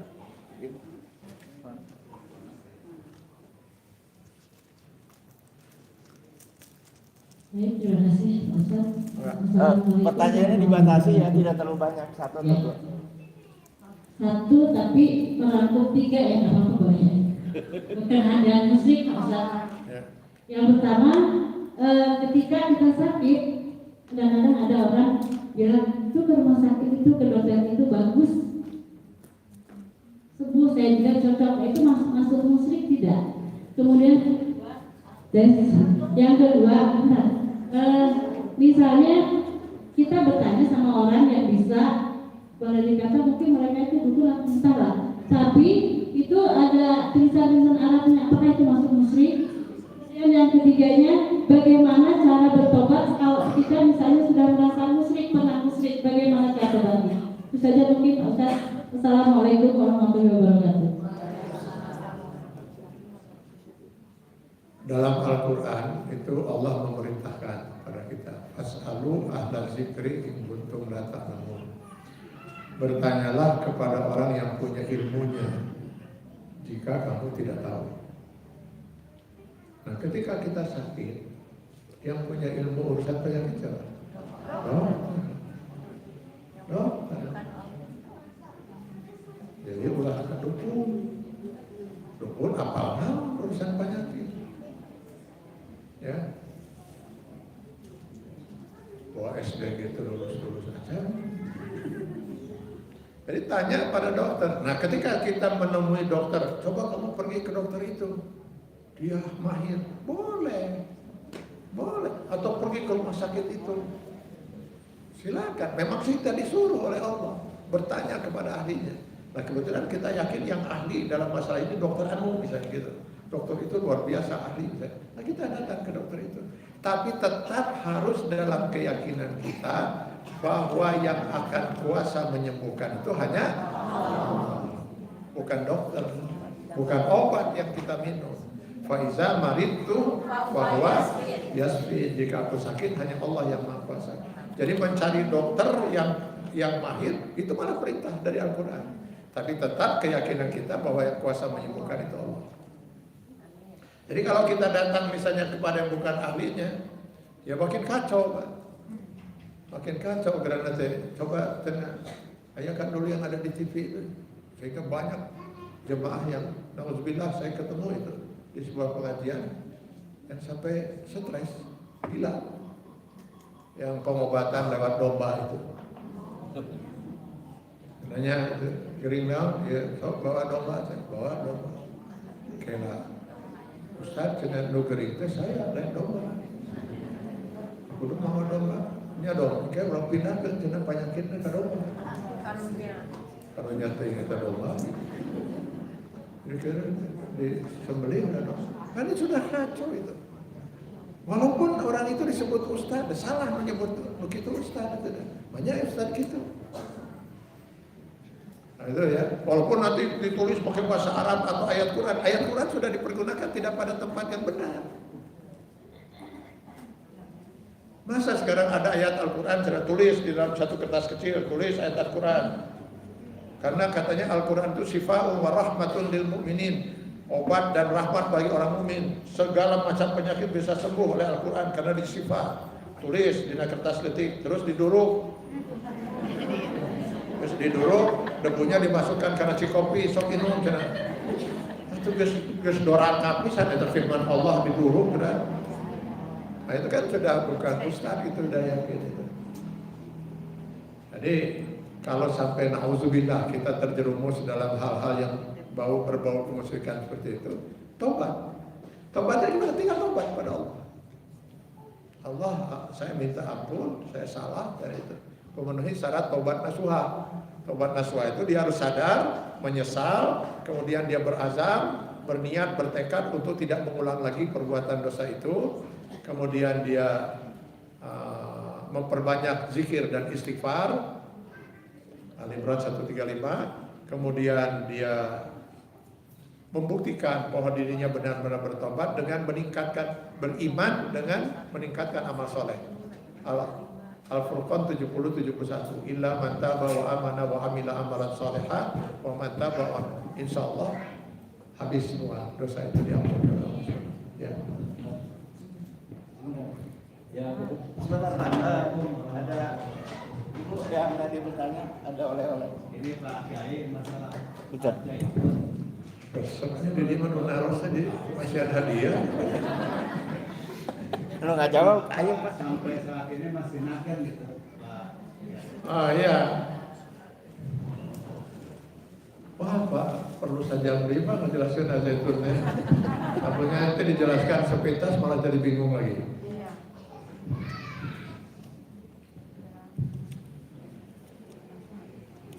Singkatnya beginilah Pak, singkatnya gitu ya. Ketika dulu kita bongkar Al-Zaitun tahun 2001, lalu kita kemudian Majelis Ulama meminta untuk kita koordinasi, kita pun bawa bukti-bukti saksi yang kita miliki. Akhirnya Majelis Ulama 2002, Majelis Ulama itu menghasilkan hasil investigasi mereka selama 9 bulan. Jadi kalau ibu bapak selama ini cukup rindu ya mendengar suara Wapres ya, Wapres kita hampir 4 tahun ke kemana suaranya kita ya gitu ya. Tiba-tiba dalam Al-Zaitun kedengaran suaranya nyaring kan itu tegas gitu ya, harus segera diselesaikan. Kenapa? Tahun 2002 saya itu koordinasi, kami di Forum Ulama Umat Indonesia koordinasi dengan Majelis Ulama soal Al-Zaitun itu. Al-Zaitun membentuk tim investigasi. Ketua tim investigasinya itu Pak Ma'ruf Amin, yang waktu itu sebagai Ketua Komisi Fatwa Majelis Ulama. Maka beliau tahu persis itu bagaimana sesatnya ajaran Al-Zaitun, bagaimana hubungan Al-Zaitun dengan NI KW9. Itu apa?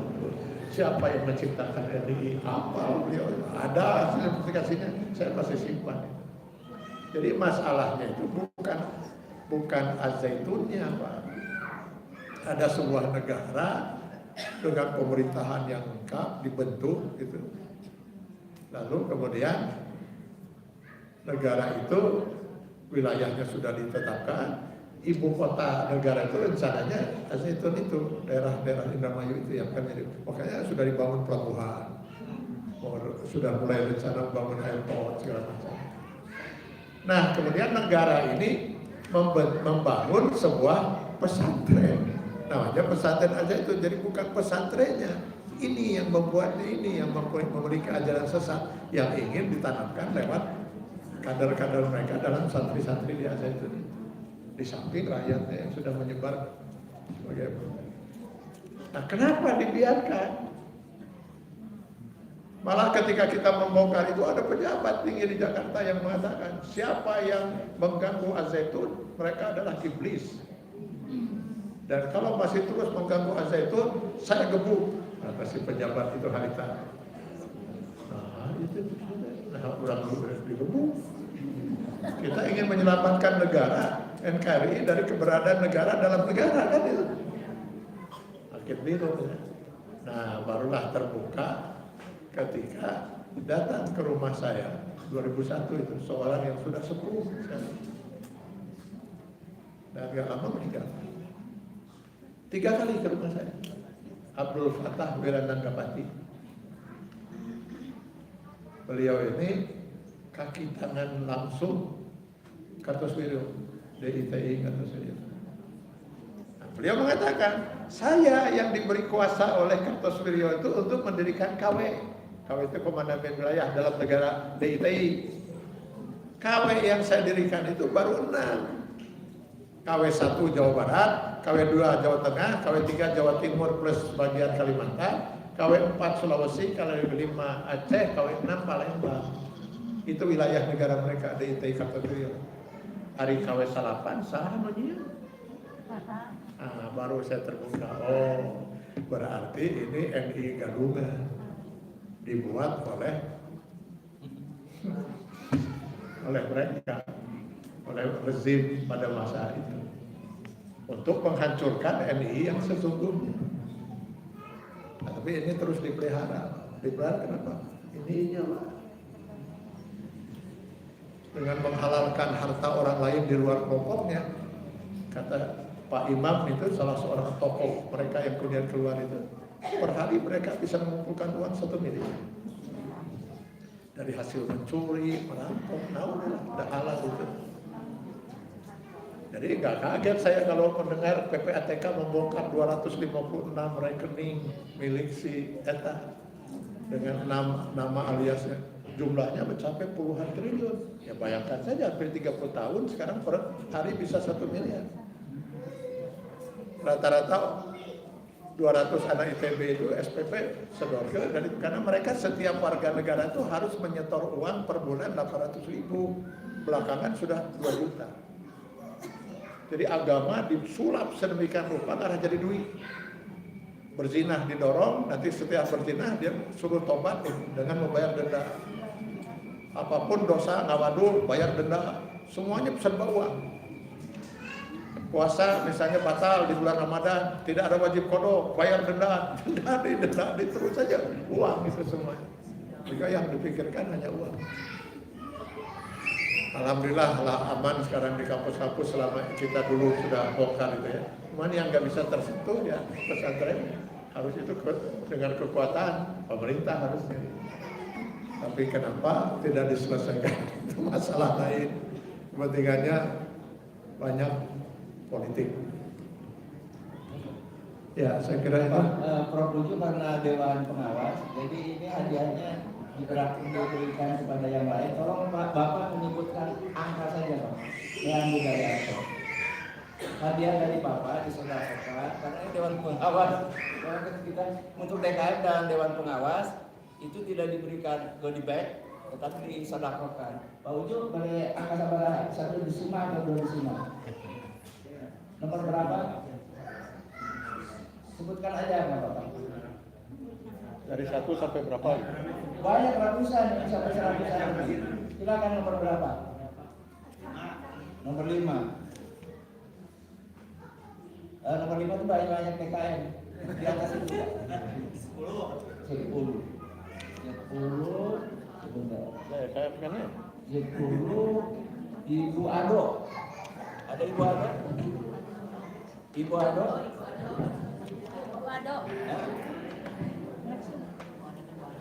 Bu Ado. Ada Ibu Ado nama Ada. Silakan lanjut, masih ada waktu Pak. Maka satu lagi lah, satu pertanyaan lagi. Bu. Assalamualaikum warahmatullahi wabarakatuh. Biar nggak tertarik.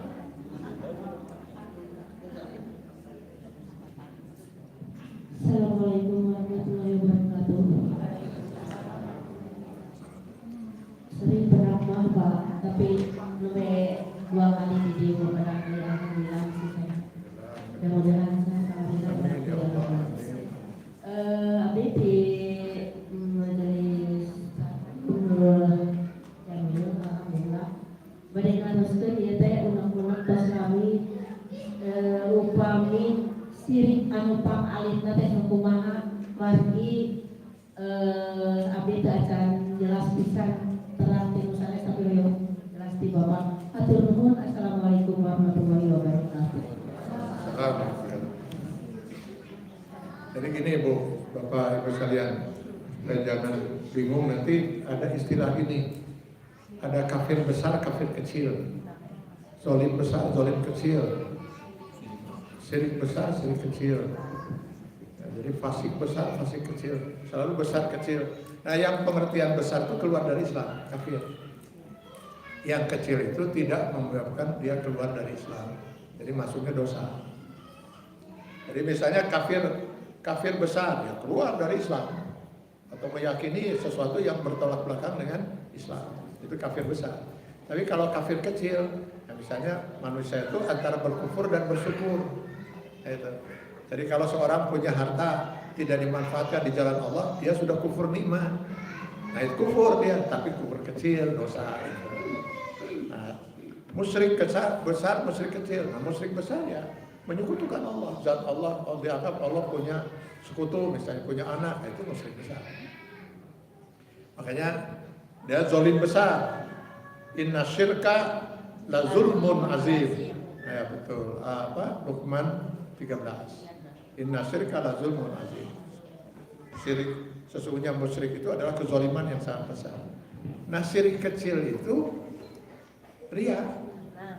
Ria misalnya, dia menyekutukan Allah, tapi tidak menganggap Allah tuh punya anak, punya sekutu. Cuma di dalam niat ibadahnya, di samping dia tuh niatnya karena Allah, juga ingin dipuji ke batu. Nah itu ria, maka ria itu disebut musyrik kecil. Tidak menggugurkan keimanan, dan dia meyakini Allah tuh besar, Allah tuh dia yakin benar itu keyakinannya. Cuma dalam niat ibadahnya hayang pujian. Nah Allah berarti ibadahnya tidak ikhlas gitu, tidak murni, tidak 100%. Mungkin 70% lillahi ta'ala, 30% hayang dipuji kumat calon mitoha misalnya gitu kan. Nah itu ria, nah itu disebut musyrik kecil. Jadi dia tidak menyebabkan gugurnya keimanan, dia tetap mukmin, dia tetap muslim, hanya kemungkinan ibadahnya menjadi sia-sia. Fawailul lil musallin, diantaranya allazina hum yuraun, yang sholatnya itu karena ria, pujian. Saya kira itu. Sementara saya kira itu. Karena masih ada 2 page lagi. Oh mangga sok atau satu lagi. Ya mangga, Ibu.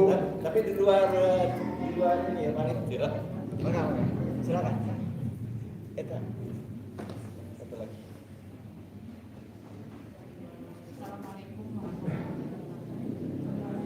Assalamualaikum. Saya mau tanya mengenai warisan ya Pak ya. Gimana kalau seorang suami meninggalkan Ya, suami meninggalkan istri, kan suami dewa yang mau tadi tapi dia akan meninggalkan belum punya anak gitu Pak. belum punya anak. Itu apakah warisannya dikasihin ke keluarga laki-laki apa hak istrinya gitu masih ada? Terima Ya. kasih Pak. Ya.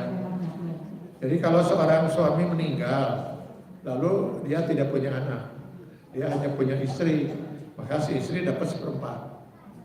Jadi istri itu hanya 2 kemungkinan, kalau tidak 1/4, 1/8. Jadi 1/4 kalau almarhum tidak meninggalkan, tidak punya anak, 1/8 kalau almarhum punya anak. Apakah si istri misalnya 4 istrinya, misalnya lawan istri 4, tetapnya 1/4 dibagi 4. Ini yang lamun, namun misalnya istrinya itu misalnya 4, tetap saja 1/4 dibagi 4 gitu.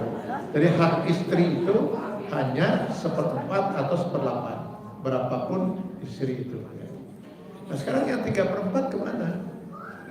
Yang 3/4 itu kalau memang tadi tidak punya anak, jatuhnya kepada saudara-saudara dari almarhum. Andai kata masih punya orang tua dulu, misalnya dia punya orang tua, karena tidak punya anak, maka orang tua almarhum dapat 1/3. Baru nanti sisanya itu orang saudara. Tapi kalau misalnya orang tuanya tidak ada, berarti 3/4 akan dihabiskan oleh saudara-saudara sekandung, ya, seayah seibu. Kalau tidak ada saudara seayah seibu, saudara seayah. Kalau tidak ada saudara saudara seibu. Kalau tidak ada, lari kepada saudara sekandung dari paman jadi saudaranya ayah. Gak ada saudara ayah sekandung, saudara saya sebapak, saudara seibu, jatuh lagi. Mungkin ada saudara anak dari saudara sekandung. Itu dicari aja, itu ada 25 ahli waris akan dicari. Tapi jatuhnya ke saudara kalau tidak punya anak.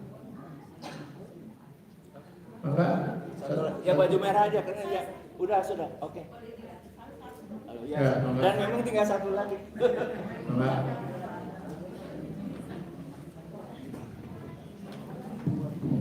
Pak, saya sebentar. Sudah bisa Saya juga nggak apa-apa Pak. Oh, nggak Saya apa-apa. nggak apa-apa.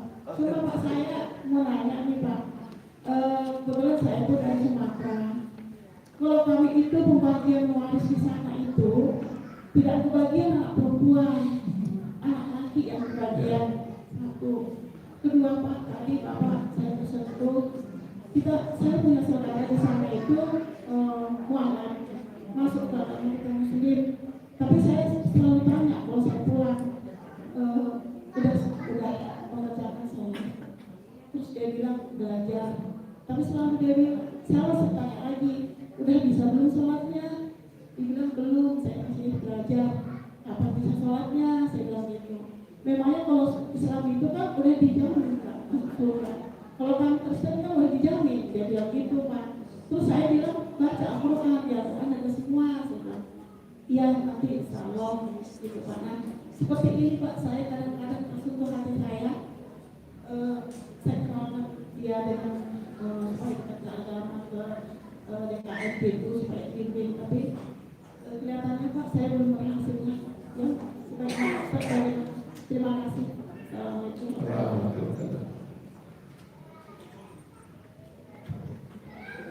Yang tadi yang pertama apa ya? Oh, masalah waris. Ya.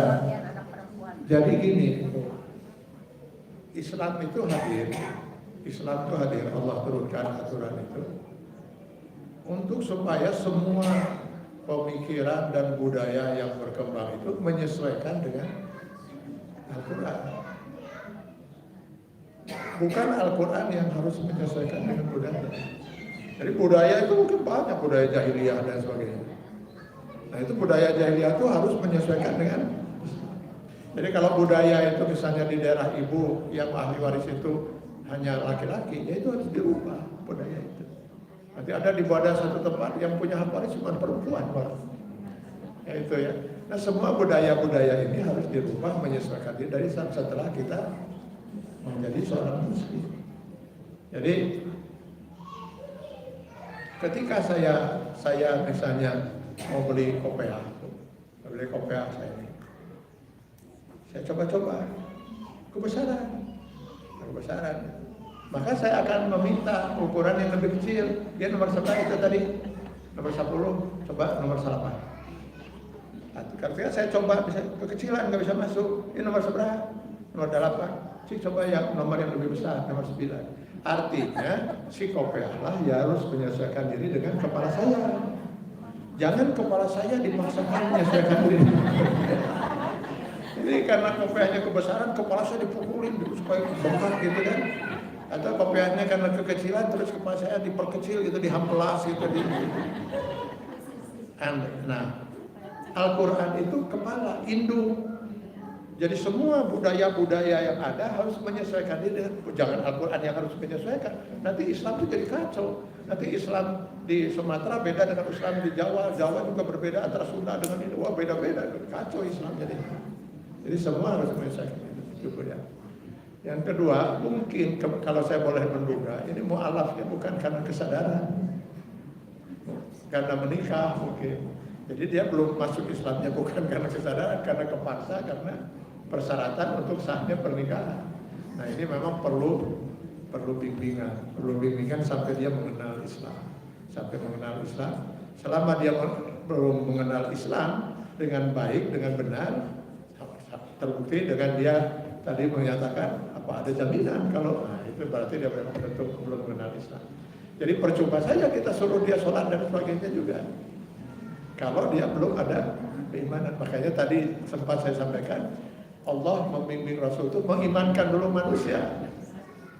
Setelah manusia itu beriman, mencintai Allah, mencintai Rasul, melebihi cinta pada dunia dan segala isinya. Ya ayyuhallazina amanu aqimus shalat, salat.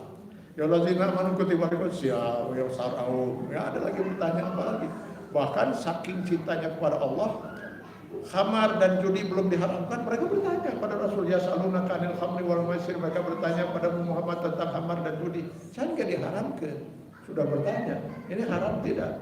Dan ketika sampai 3 tahap akhirnya diharamkan di Al-Maidah 90, langsung mereka mau ngobrak-ngabrik rumah mereka, kalau masih ada tersisa khamar, buang. Selama tinggal khamar nggak akan pernah ketemu lagi. Nah, iman gitu. Sebab orang iman itu dia akan mencintai Allah. Kalau dia sudah mencintai Allah, dia akan lakukan semua yang dicintai Allah. Nah, itu persoalannya. Jadi mudah-mudahan ada yang bisa membimbing dia tadi pengurus PKM ini untuk menanamkan keyakinan pada dia bahwa Islamlah agama. Kamu sudah benar masuk Islam. Cuman kamu harus mengerti kenapa Islam. Nah, itu perlu penjelasan itu. Tapi kalau kita terus, ayo sholat, susah kalau belum keimanan itu tertanam dalam diri seorang.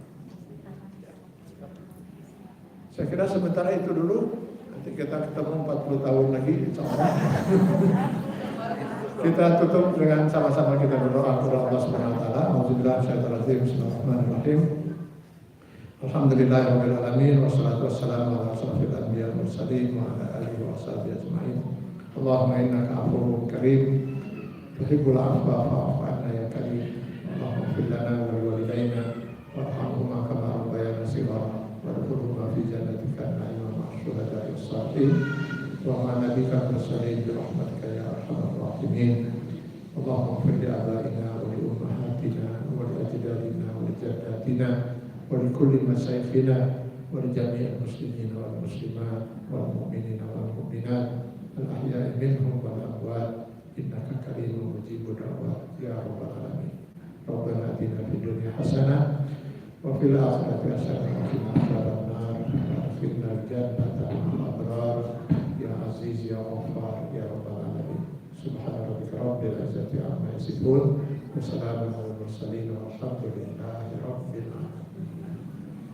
Terima kasih. Assalamualaikum warahmatullahi wabarakatuh. Terima kasih buat semuanya. Mudah-mudahan nanti lain kali ada pengajian yang dalam skala besar seperti ini, dimohon bisa hadir di sini. Terima kasih. Assalamualaikum warahmatullahi wabarakatuh.